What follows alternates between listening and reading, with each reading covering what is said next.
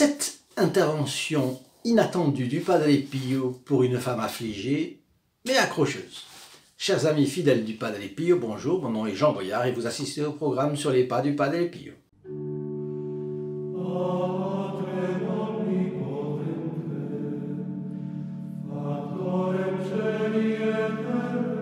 Si vous trouvez de temps en temps des difficultés à être persévérant, eh bien là vous avez un commencement de solution.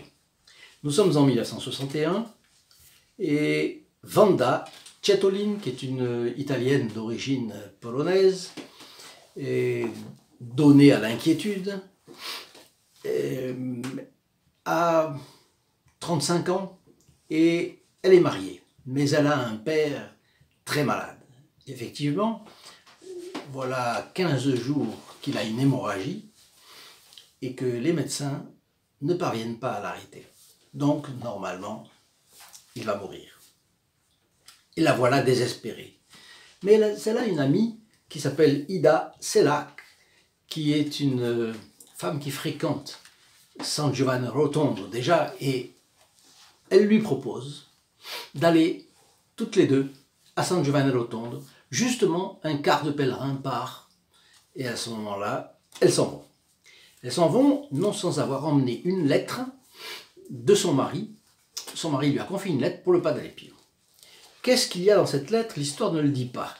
Mais on peut supposer que le mari dévoile le côté inquiet de sa femme, même peut-être dépressif, qui sait. Le fait est que le car s'arrête à Lorette. Vous connaissez bien sûr qu'est-ce que c'est que Lorette. C'est la Casa Santa de Nazareth, c'est-à-dire la maison de la Sainte Vierge, là où l'archange Saint Gabriel est apparu à Notre-Dame pour lui annoncer la naissance du Sauveur, et elle a conçu du Saint-Esprit dans cette maison. Mais en 1294, les musulmans allaient s'emparer de Nazareth et une cohorte d'anges, dans la nuit du 9 au 10 décembre 1294, une cohorte d'anges a emporté la Santa Casa de Nazareth et l'a transportée sur la côte adriatique à Lorette. Voilà pourquoi ce car va à San Giovanni Rotondo et a la bonne idée de s'arrêter à Lorette. Et là, les pèlerins assistent à la messe. Mais dès que Wanda Cetolin entre, elle voit près de la porte un frère aux yeux noirs, grand, scrutateur, qui l'a fixé. Et son regard l'a gêné. Pourquoi son regard l'a gêné? Parce qu'elle s'est sentie vue jusqu'au fond de l'âme par ce frère. Et quand on n'est pas habitué à côtoyer un saint qui a le discernement des esprits, eh bien voilà, on se sent percé jusqu'au bout. Elle s'arrête un instant, mais il est toujours là et il la regarde. Ah, c'est quand même curieux cette histoire. À la sortie, après la messe, il a disparu. Bien, alors ça lui reste, elle l'oublie, mais tout de même elle l'oublie. Pour arriver à San Giovanni Rotondo, il faut monter en fait une montagne avec des lacets. Et le car, surtout à cette époque-là, en 1961, on avait très facilement mal au cœur, vous vous en rappelez. Donc déjà, on aborde les premiers lacets et elle a mal au cœur. Et de plus en plus. Et elle défaille quasiment. Elle appelle son ami au secours et son ami lui dit « Courage Wanda, on est bientôt arrivé. » De fait, ils arrivent bientôt. Arrivées à l'esplanade du couvent, elles vont à l'église, et là, elles rencontrent Padre Pio pour la première fois. Mais est-ce vraiment pour la première fois? Vous avez compris que non. C'était bien le frère qui m'avait longtemps fixé sur le seuil du sanctuaire de Loreto, dit-elle. Et à ce moment-là, le Padre Pio s'arrête, il voit les deux, il salue surtout Ida Selak parce qu'il la connaît, puisqu'elle fréquente déjà San Giovanni Rotondo et il lui dit « Ah, ma fille !» sur le même ton qu'avait employé cette même Ida avec Vanda quand elle lui disait dans le voyage « Du courage, Vanda, on est presque, on est bientôt arrivé. » Et là, il lui dit « Ma fille, on est enfin arrivé !» sur le même ton. Et ça, c'était un petit peu le saut ça faisait deux. Ça faisait l'apparition à Lorette et deuxièmement la phrase qu'elle entendait pour la deuxième fois, avec ce ton. Alors, on assiste à la bénédiction eucharistique du soir. J'étais à côté de l'autel. Mais lorsque le Père a levé le Saint-Sacrement pour nous donner la bénédiction, je me suis affalé par terre. Donc, voilà une personne visiblement très nerveuse, super inquiète et émue à cause de son père, bien sûr. Et là, elle s'affale. Plusieurs personnes se précipitent pour la soulever. Et là, le Padre Pio qui crie « Laissez-la » Et puis il ajoute « Amenez-la à San Michele », c'est-à-dire à Saint-Michel. Pourquoi? Parce qu'on est sur le mont Gargano. Et le mont Gargano, c'est le fameux sanctuaire dédié à Saint-Michel, comme vous le savez. Donc le lendemain, on alla au sanctuaire du Monte Sant'Angelo. Et là aussi, pendant la messe, je suis tombé par terre en perdant connaissance. Alors, vous voyez, la dame, elle joue de malchance, pourrait-on dire. Avant de quitter San Giovanni Rotondo, Ida Selar lui dit « Padre Pio veut te voir ».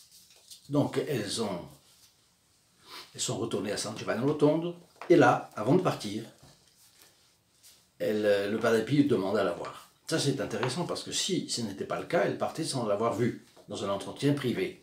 Là, elle a la permission du frère portier de la faire installer dans le couloir du cloître, sur le seuil de la clôture, par où entrerait le père. Il arriva peu de temps après et me voyant ému, me dit « Pourquoi pleures-tu » Et moi, je lui ai remis la lettre de mon mari en lui disant « Mon père va bientôt mourir. » Et la voilà donc qui pleure. Et Padre Pio qui lui répond « Femme de peu de foi, ton père a guéri. Mais c'est toi qui es malade. » Ah, voilà autre chose.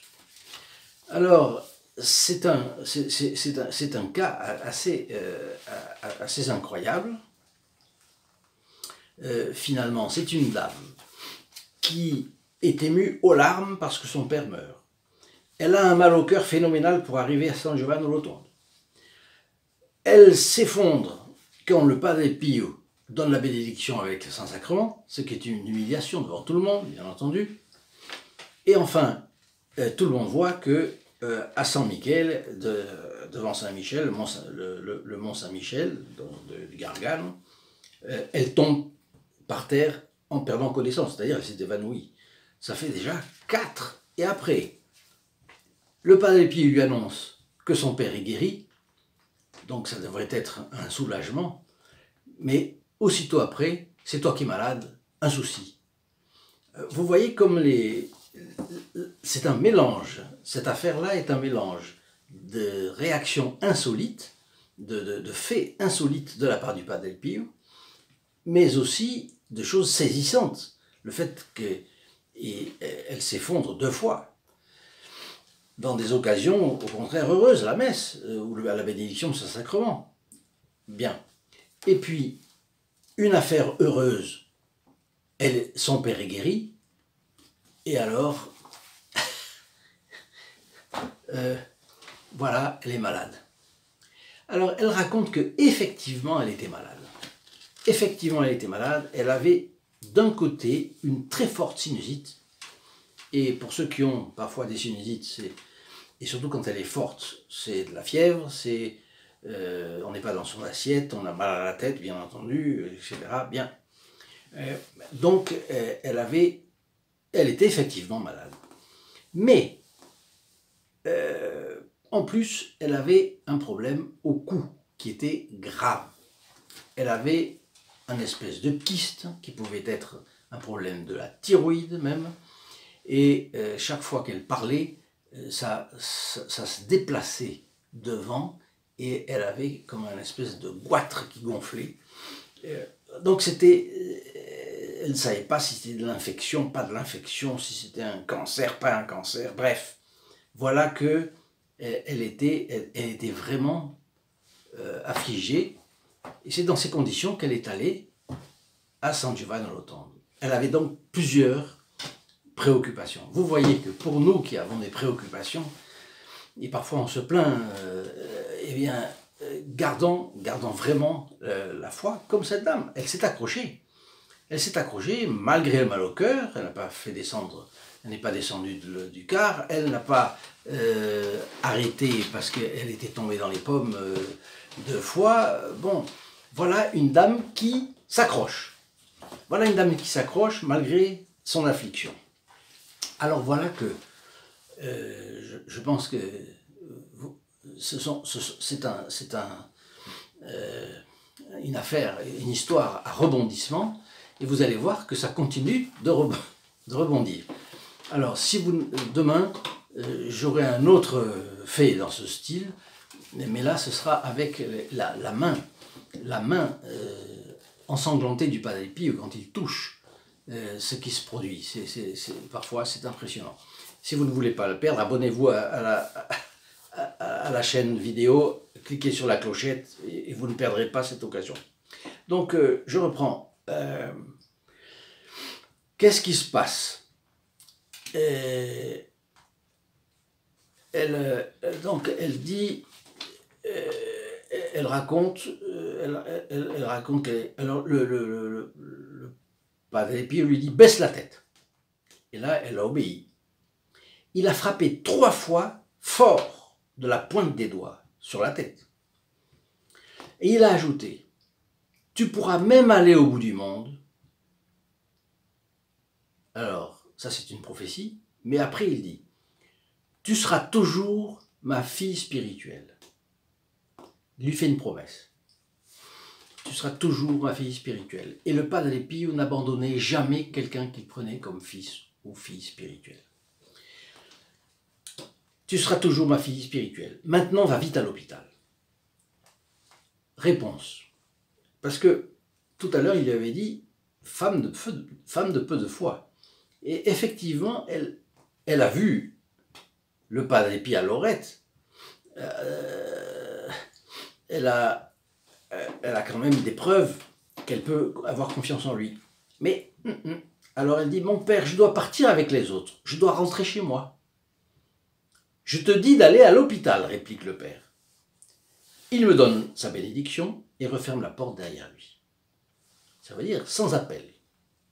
Alors, elle sort du couvent, et là encore, femme de peu de foi. Elle téléphone vite chez elle et chez sa famille pour s'assurer que l'hémorragie de son père s'était arrêtée. Et de fait, on lui raconte. À l'époque, mon père avait 60 ans, dit-elle, et il vécut jusqu'à l'âge de 81 ans, c'est-à-dire 21 ans de plus. Je me rendis donc à l'hôpital Casa Sollievo della Sofferenza, la maison du soulagement de la souffrance, pour me faire visiter par le médecin. Le médecin arrive, j'étais en larmes, et il me demanda « Pourquoi tu pleures ?» Elle pleure encore. Vous voyez, elle a peut-être une dépression en route. Padre Pio m'a envoyé ici, puisque je dois peut-être subir une opération au cou. Alors, le médecin lui dit « Voyons ».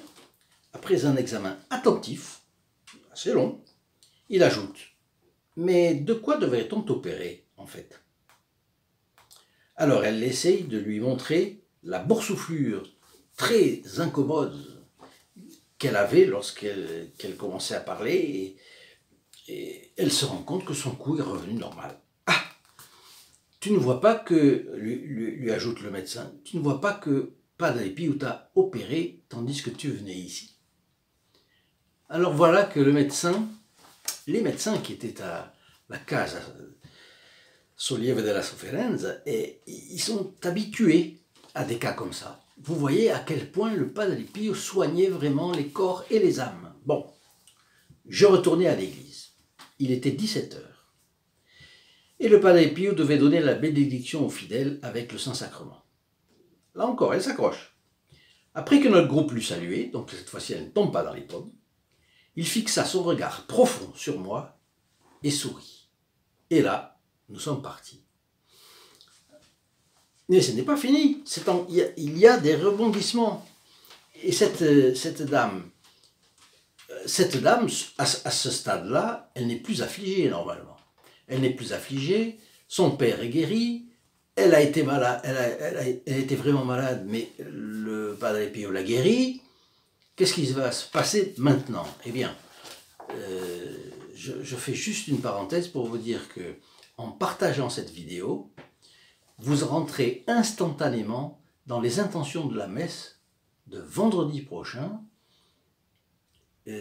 non seulement vous-même, mais aussi la personne à laquelle vous partagez la vidéo. C'est une chose que nous avons mise au point avec le prêtre célébrant.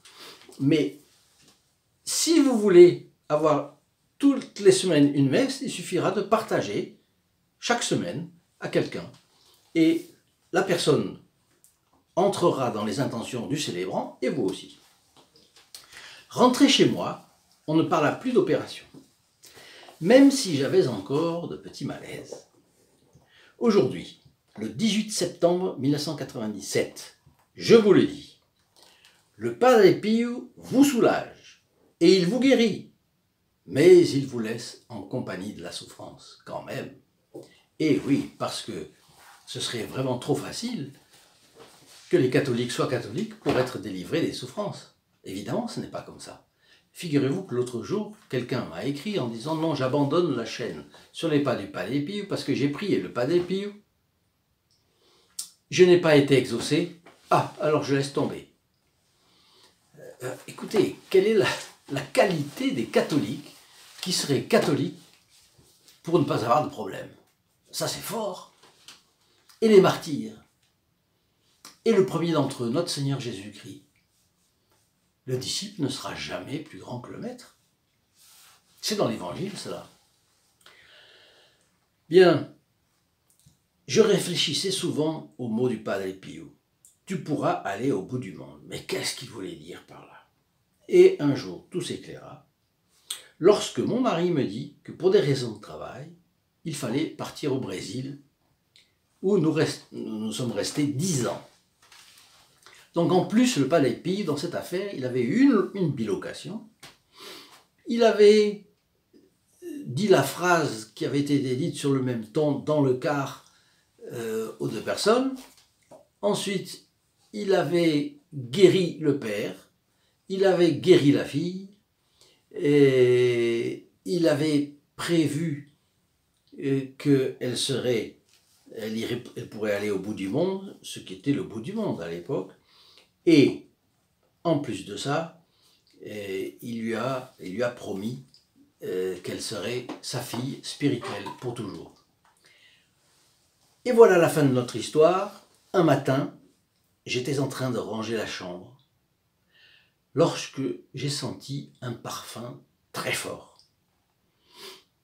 Et vous savez que le parfum du Padre Pio était une marque également extraordinaire. Les médecins disaient que normalement, des mains qui saignent, des mains normales, le sang se corrompt et ça sent mauvais. Ça peut sentir mauvais. Eh bien, non, le Padre Pio dégageait un parfum qu'on raconte parfois de rose, de lys, de quantité de choses, mais en réalité, personne n'a su bien définir. C'était un parfum céleste. Voilà la vérité. Et c'est ce qui lui arrive là aussi. Un parfum très fort. La porte s'ouvrit grand et je vis Padre Pio qui semblait revêtir les ornements sacerdotaux pour la messe. Ce ne fut qu'un éclair. Un instant. Et c'était le 22 septembre, le 23 au matin en fait, septembre 1968. Le Padre Pio venait de mourir dans la nuit. Et d'ailleurs, elle a allumé la radio et elle a appris que, hélas pour elle, son père spirituel, le Padre Pio, était mort. Voilà l'histoire que nous avons eue aujourd'hui de Wanda. Et elle est charmante. la pauvre femme était vraiment... Elle avait une faiblesse, bien sûr, évidemment, elle avait une faiblesse, elle était inquiète, triste, angoissée, mais voyez comme le Padre Pio lui a promis qu'elle serait sa fille spirituelle. C'est merveilleux. Alors, si vous trouvez comme moi que c'est merveilleux, eh bien, mettez votre like, partagez cette vidéo, et puis n'hésitez pas à mettre vos commentaires dans la description de cette vidéo. Alors, je précise une chose, dans notre site qui se trouve dans la description de cette vidéo également, vous verrez qu'il y a une page spécifique pour nos donateurs, qui sont le groupe des protégés du Padre Pio, qui font des efforts réguliers pour nous, qui nous aident, qui nous incitent à continuer par leur aide financière ou alors par leur prière.